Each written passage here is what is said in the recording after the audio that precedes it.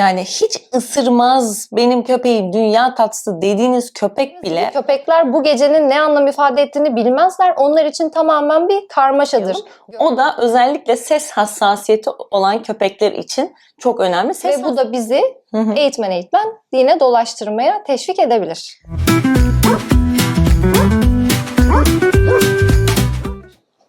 Herkese yeniden merhabalar. Köpeksel meselelere hoş geldiniz. Bu programda her hafta köpekler hakkında doğru bilinen yanlışları, bilimsel altyapıda bilgileri ve daha da önemlisi kendi deneyimlerimizi konuşuyor olacağız. Ben Nilay. Ben de Ece. Burada amacımız doğruları konuşmak, farklı fikir ayrılıklarını göstermek. Bizi bir çeşit cehaletle mücadele ekibi gibi düşünebilirsiniz. En azından köpeksel meselelerde. Bu haftanın bölümü yılbaşına özel bir bölüm olsun istedik ve size yılbaşı gecesinde özellikle dikkat edilmesi gerekenleri konuşacağız. Senenin yine o zamanı geldi çattı.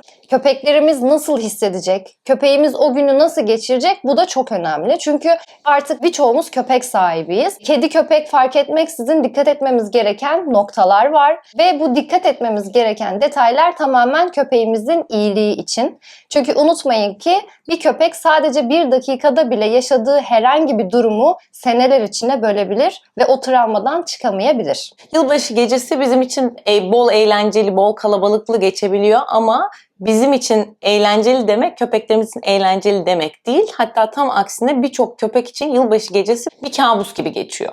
O yüzden belli başlı şeylere en azından o gece dikkat ederseniz çok daha rahat geçireceğiniz bir gece olur. Hem kendimiz de eğleniriz hem köpeğimizi de eğlendirmiş oluruz. Hı hı. Ve güvenlik. Neticede köpeklerimizin yılbaşı diye bir algısı yok. Yani bu sene bitti, yeni yıla başlıyoruz, kutlamalar başladı gibi bir algıları yok. O yüzden neye uğradıklarını şaşırmamaları için, daha yumuşak bir geçiş sunmak için, en önemlisi de rutinde kalabilmeleri için bazı önerilerimiz var.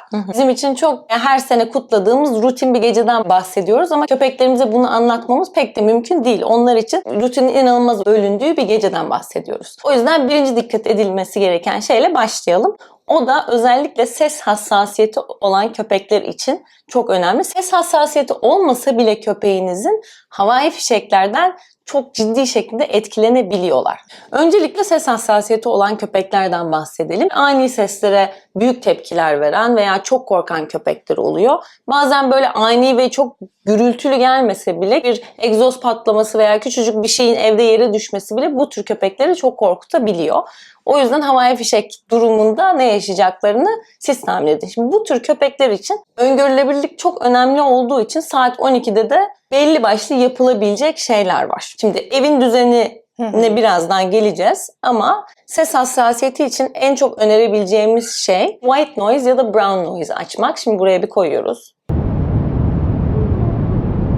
Bu dış sesleri bastıran seslerden bir tanesi. Hatta bebeklerin uyuması için bile kullanılan seslerden biri. Güvenli bir odaya veya havai fişek saatinde dışarıda olacaksanız veya işte yılbaşı gecesinde bile dışarıda olacaksanız bu sesi YouTube'da bulabilirsiniz. Uzun birkaç saat devam edecek ve akacak şekilde bırakırsanız ve sesi açarsanız biraz da olsa dışarıdan gelen sesleri engelleyecektir ve köpeğinize büyük bir rahatlık sağlayacaktır. Eğer çok kalabalık bir yerde yaşıyorsak, örneğin cadde üzerinde yaşıyorsak ya da evimiz daha çok caddeyi gören, kalabalığı gören konuma bakıyorsa ve alt katlarda yaşıyorsak özellikle perdelerin kapatılmasına özen gösterin. Mümkünse de güneşliğiniz varsa evde güneşliği de çekin ki köpeğiniz dışarıyla olan ilişkisini kesebilsin. Çünkü kalabalık, kostümler, müzikler, konfetiler. Evet, bunların bütün hepsi köpeğinizin anksiyetesini tetikleyebilir. Ve bu arada normal bir köpek varsa dahi siz eğer evde olmayacaksanız dışarıyı izlesin. Ben evde yokken vakit geçirsin düşüncesiyle belki perdeleri açık bırakıyor olabilirsiniz ama başında bahsettiğimiz gibi köpekler bu gecenin ne anlam ifade ettiğini bilmezler. Onlar için tamamen bir karmaşadır. Her gün penceresinden baktığı ve gördüğü şey olmayacağı için karşısındaki manzara. O yüzden lütfen perdelerinizi de kapatabilirsiniz. Ve aynı zamanda bazılarımız dışarıda kutlamayı tercih ediyoruz. Bazılarımızsa sevdiklerimizle, köpeklerimizle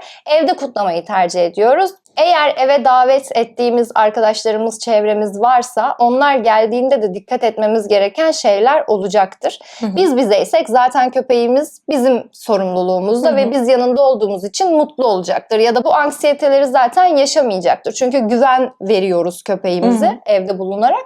O yüzden eğer dışarıdan birileri evinize ziyarete gelecekse mutlaka dikkat etmeniz gereken çok kritik noktalar var.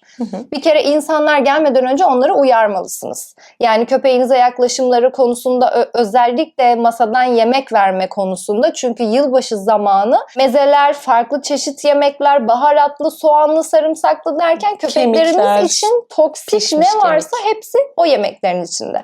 O yüzden mutlaka köpekten daha uzak bir konumda konumlandırın sunumlarınızı ya da eve gelen insanlara lütfen uyarın, köpeğinize hiçbir şey vermemeye dikkat etsinler. Yediği şeyleri siz köpeğinize sunabilirsiniz. Ya da yılbaşına özel köpeğin yiyebileceği şeyler hazırlayıp da yine köpeğinize sunabilirsiniz. Ama öncelik olarak uyarın.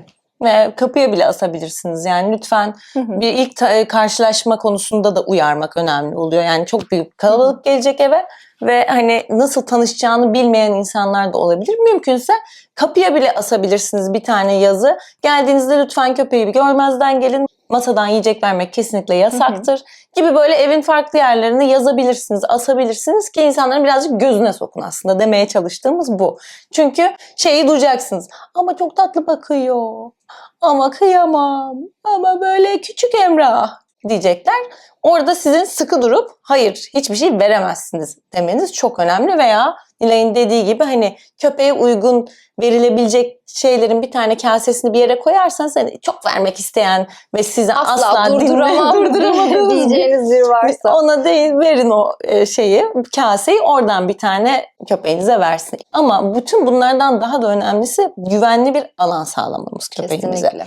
Kafes eğitimi varsa süper. Ama mesela kafes eğer ki kalabalığın ortasında, salonda ya da cama çok yakın konumlandırıldıysa bunu daha sakin, misafirlerin giremeyeceği bir odaya çekmek uygun olacaktır. Misafiriniz olmayacak olsa bile bunu gene evde sağlamak çok önemli olacaktır. Hele köpeğiniz kafesi seviyorsa, çünkü orası onun güvenli alanı. Zaten bütün amacımız da bu crate training'le bu. O yüzden gidebileceği sakin, üstüne battaniye örtebilirsiniz, birkaç yastık koyabilirsiniz. Yani ses yalıtımı yapın demeye çalışıyoruz aslında. O yüzden o güvenli alanı gerçekten çok kritik. Bir oda da olabilir kafes eğitimi yoksa. Yatak odasını güvenli buluyorsa orası da olabilir. Bu odaya da tabii ki dediğimiz gibi misafirlerin girmemesi çok önemli. Yani orası köpeğin alanı olacak. Zaten çok kritik bir köpekse bahsettiğimiz, yani insan iletişiminde zorluk yaşıyorsa, dışarıda problem yaşıyorsanız, siz gittikten sonra zaten bir anksiyete, bir kriz yaşayan köpekten bahsediyorsak mutlaka yılbaşı zamanında evde olsak dahi kalabalığımız varsa Ece'nin bahsettiği gibi farklı bir ortamda köpeği barındırmalıyız. Çünkü köpek için o çok yüksek, çok fazla uyarılabilirlik içeren bir ortam olacağı için bundan uzak tutmakta fayda var. Bir de en önemlisi aslında içeri gelen misafirlerimizin köpeğimize olan yaklaşımları.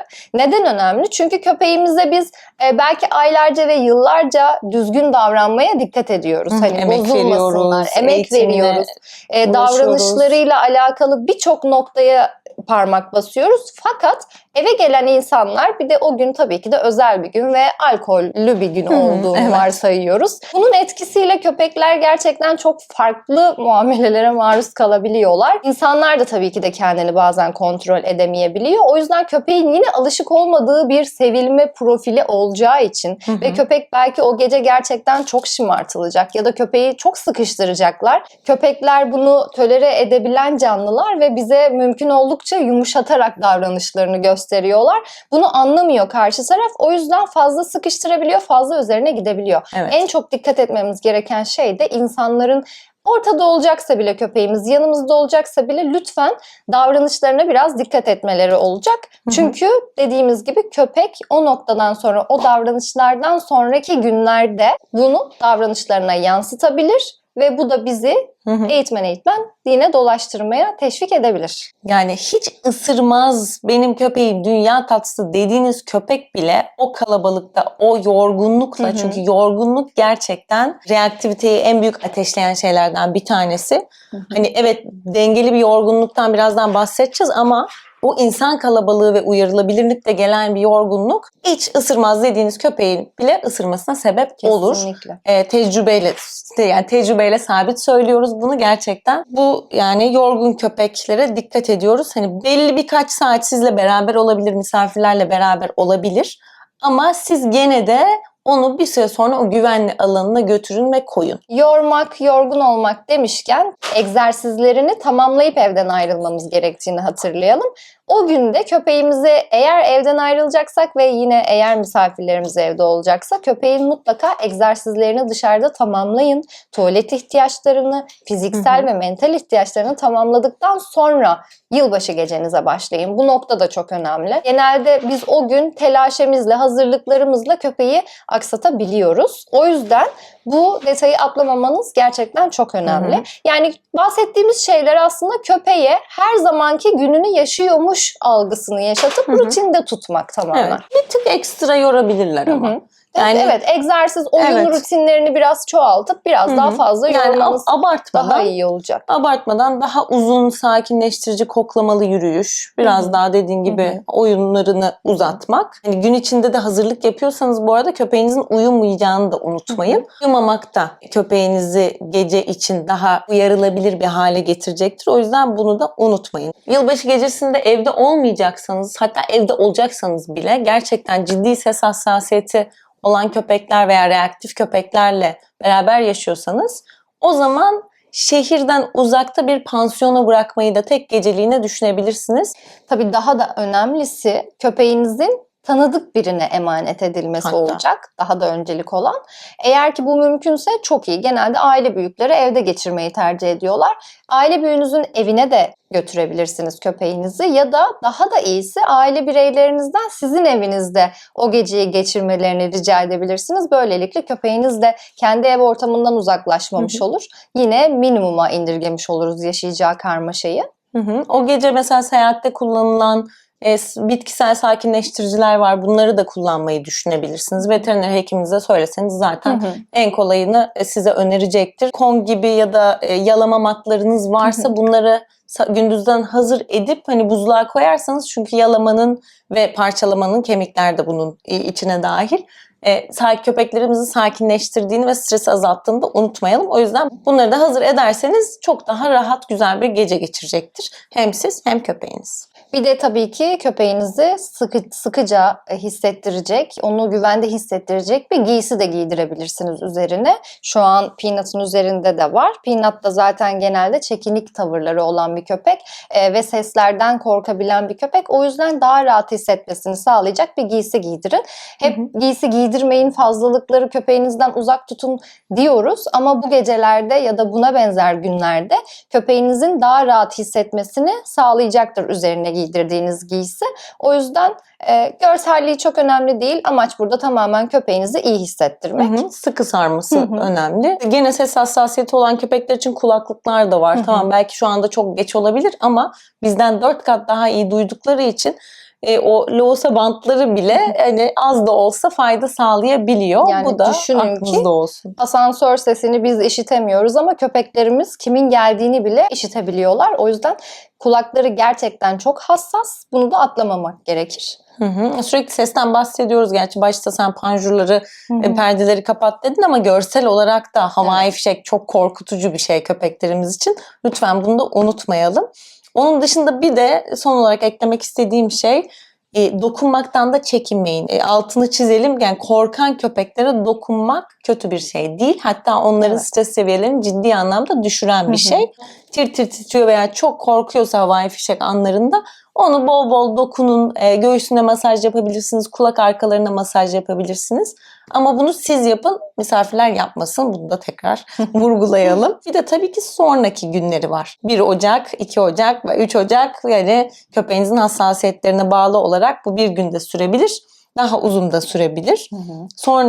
Sonraki günler zaten bizim de sakinliğe ihtiyacımız oluyor ve köpeğin de muhtemelen birçok köpek o geceyi uyumadan geçirecek. Hı hı. Çünkü hareketlilik ya da korkulara bağlı olan uyku eksiklikleri Evet, yaşayacaklar. dışarıda kornalar. Evet, o yüzden köpeğinizin mutlaka o günden sonraki gün dinlenmesine özen gösterin. Köpeğinize alan sunun. Kendi harekete geçmeden çok fazla bir aktiviteye köpeğinizi maruz bırakmayın. Dışarı çıktığınız zaman zaten dışarısı da ne kadar sakin görünse de, çünkü genelde hep bir kutlamalardan sonra insan kalabalığı olmuyor dışarıda ve köpekli insanlar da kendini dışarı atmak istiyorlar. Evet. Hani bundan yararlanmak Evet. istiyorlar.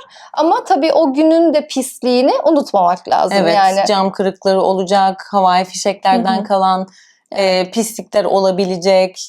İnsanların ne yaptığı belli olmuyor ve maalesef toplumumuzda çok yani temizlikten uzaklaşmaya başladı. Yani bir maç sonrasındaki hiç Kadıköy'deki çöpleri gördünüz mü bilmiyorum ama ona benzer ve hatta daha da kötü Evet. olabilecek bir pislik yuvası Senaryolar. bekliyoruz. Senaryolar bekliyoruz. O yüzden sonraki günde özellikle yere burnu çok Dikkat yakınsa köpeğinizin, buna çok meyilliyse evet. daha güvenli alanlar tercih etmeye çalışın. Bir de alkol alındığı zaman çok şeyi duyuyorum. Ay, yalasın bir tadına baksın bir şey olmaz. Özellikle köpeğin boyutuna bağlı, yani her şekilde toksik. Evet. Ama köpeğin boyutuna bağlı olarak toksiklik seviyesi de artıyor. O yüzden aman buna da lütfen dikkat edin. Drink responsibly diyelim. Bugünkü bölümümüzün de sonuna geldik. 2026 çok güzel bir sene olsun hepimiz için. Köpeklerinizle huzurlu ve mutlu bir yıl dileriz. İzlediğiniz için çok Teşekkürler. teşekkür ederiz. Lütfen abone olmayı, like etmeyi ve yorumlara bir şeyler yazmayı unutmayın. Bir sonraki bölümde görüşmek üzere. Hoşça kalın.